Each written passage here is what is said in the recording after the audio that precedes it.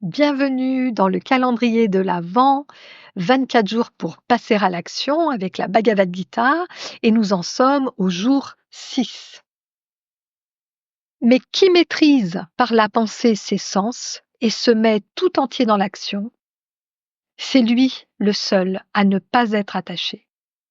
Accomplit inlassablement l'action, l'action est supérieure à la non-action et les simples besoins physiques, la non-action ne saurait les résoudre. Voilà les versets que je souhaite vous commenter aujourd'hui. Oui, il y en a 2, ils vont vraiment ensemble. Donc, le verset, 3 du, chapitre 3, versets 7 et 8. Ce sont vraiment des versets qui posent les fondements de ce qu'est le karma yoga, c'est-à-dire le yoga de l'action. Et ce verset, il enseigne vraiment que la véritable maîtrise de soi, elle passe par le contrôle des sens. Elle passe par avoir une discipline mentale et que ce contrôle va permettre d'accomplir, pardon, ce contrôle va permettre d'accomplir son devoir finalement, son devoir qui n'est pas, enfin, qui va accomplir ses actes mais que ces actes sont en accord avec son dharma et pas guidés par nos sens, pas guidés par manas, ce fameux état du mental assez sous-évolué, on va dire. Ok. Donc là, ce verset, il met en avant d'engager ses organes d'action. Selon le yoga, nous avons des il y a un grand principe de perception et il y a un principe d'action. Nous avons 5 sens, comme nous en avons déjà parlé, et vous les connaissez. Ce sont nos sens de perception, l'ouïe, le toucher, la vue, le goût, l'odorat. Et pour le yoga, on va plus loin. Ces sens, ils sont en lien avec des organes d'action. Donc, je je vais juste vous les citer. Voilà, ça vous fera un petit peu réfléchir et de voir en quoi l'un est en lien avec l'autre. Le sens de l'ouïe est en lien avec l'organe d'action, qui est la bouche, par la parole. L'ouïe est en lien avec la parole. Le toucher est en lien avec les mains, avec la préhension. La vue est en lien avec les pieds, avec le fait de pouvoir se déplacer. Le goût est en lien avec les organes de reproduction. C'est en lien avec la procréation. Et enfin, l'odorat est en lien avec les organes d'élimination. Voilà. Donc, vous vous laisserez réfléchir à cela. Si je reviens donc au commentaire de ce verset, c'est que il faut vraiment que l'engagement dans notre action, elle est largement préférable à l'inaction, mais que cet engagement, il soit vraiment guidé par une discipline dénuée d'attachement.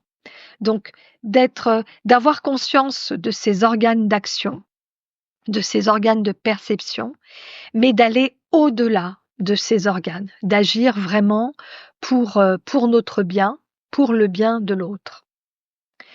Le verset 8, il nous raconte: accomplis ton devoir, car l'action est supérieure à l'inaction. Même l'entretien de ton corps ne serait pas possible sans action.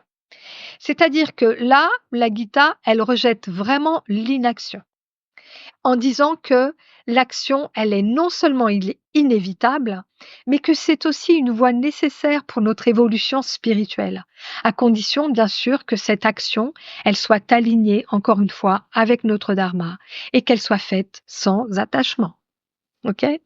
Donc, c'est vraiment d'accomplir ce qui doit être accompli sans nous laisser guider finalement par nos sens, oui, par nos sens et puis par Manas, quoi, tout simplement. Donc, ces 2 versets sont vraiment là pour nous aider à maîtriser nos impulsions tout en accomplissant nos devoirs. Être détaché, sans être en lien avec le fruit de nos actions, hein, vous allez dire que c'est peut-être un petit peu redondant, mais c'est vraiment le message de la Gita.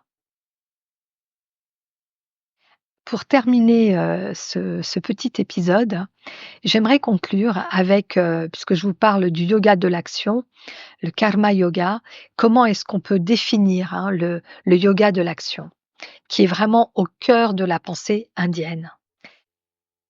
J'aime vous présenter ce que le docteur Natesan Chandrasekaran, mon professeur indien, dit du yoga.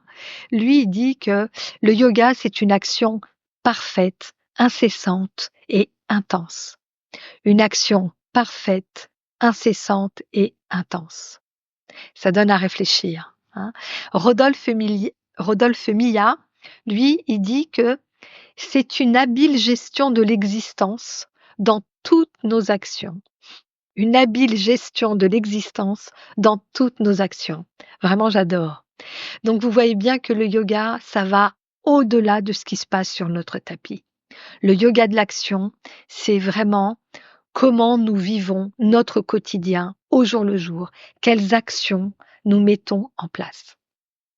Et l'exercice que je vous propose donc de faire pour mettre en application, hein, ce que je suis en train de vous raconter. Donc, si vous avez votre carnet, vous l'écrivez sur votre carnet, sinon vous prenez une feuille. Là, je vous propose, alors peut-être un exercice un peu plus conséquent. Il s'agit de faire un tableau avec 4 colonnes. Dans la première colonne, vous allez écrire quelles actions vous avez entreprises dans une journée. Vous pouvez prendre la journée d'aujourd'hui ou la journée d'hier, ça dépend à quelle heure vous écoutez cet épisode. Écrivez vraiment quelles actions vous avez faites. Si c'était des actions de service en lien avec votre travail, aider quelqu'un, voilà, toutes les actions que vous avez faites. Même si c'est pas toutes, vous avez compris, mais prenez-en quelques-unes, vous les listez, peut-être les plus importantes. Dans la colonne suivante, vous allez écrire quelle était votre motivation derrière cette action? Pourquoi vous l'avez accomplie? Est-ce que c'était par devoir, par amour, par reconnaissance, parce que vous attendiez quelque chose en retour, donc il fallait mettre en place telle ou telle action? Vraiment, interrogez-vous sans jugement. Simplement, soyez dans les faits. Pourquoi est-ce que vous avez fait cette action? Et puis, dans une autre colonne, posez-vous la question. Est-ce que vous avez agi avec un sentiment de désir ou est-ce que vous étiez dans un détachement plus ou moins total? En gros, est-ce que vous attendiez des éloges ou pas? Est-ce que vous attendiez un résultat ou pas? Et pour finir, parce que là j'avais envie de vous donner une anecdote, mais je la donnerai tout à l'heure. Et pour finir, dans la dernière colonne, juste une réflexion sur les conséquences de ces actions. Quels ont été les résultats de cette action pour vous et pour les autres? C'est une colonne que vous pouvez effectivement diviser en deux. Donc, les résultats de l'action pour vous et pour les autres. Est-ce que vous avez ressenti de la paix, de la joie en faisant telle ou telle action? Est-ce que, au contraire, il y avait du doute, de la culpabilité, de la honte? Enfin bref, quoi. Vraiment, prenez le temps d'analyser quels ont été les résultats une fois que vous avez mis en place cette action. Et simplement, donc, l'anecdote que je voulais vous raconter par rapport à pourquoi vous avez mis en place cette action. Vous voyez, si je prends l'exemple de ce calendrier de l'Avent, je commence à recevoir des messages super sympas de vous. C'est vraiment très chouette et très encourageant et vraiment je vous remercie. Mais du coup, hem, pourquoi je continue à faire ce calendrier pourquoi je continue à faire ce calendrier de l'Avent? Pourquoi je l'ai mis en place même? Voyez? C'est très, très, très intéressant. Vraiment, si je suis honnête envers moi, est-ce que je l'ai mis en place pour avoir des super retours comme j'ai de vous? Et si j'ai des retours pas sympas, qu'est-ce qui va se passer? Est-ce que je vais continuer ce calendrier de l'Avent? Est-ce que je vais l'arrêter en me disant: «Mais finalement, ça sert à rien, j'ai vraiment des retours pas sympas»? Eh ben, je peux vous dire que quoi qu'il arrive, je continuerai ce calendrier de l'Avent. Donc, je pense que je suis vraiment en route vers ce chemin de l'action, désintéressée, de l'action pour l'action, parce que j'ai décidé de la faire. Bien sûr que j'ai une intention derrière, voyez?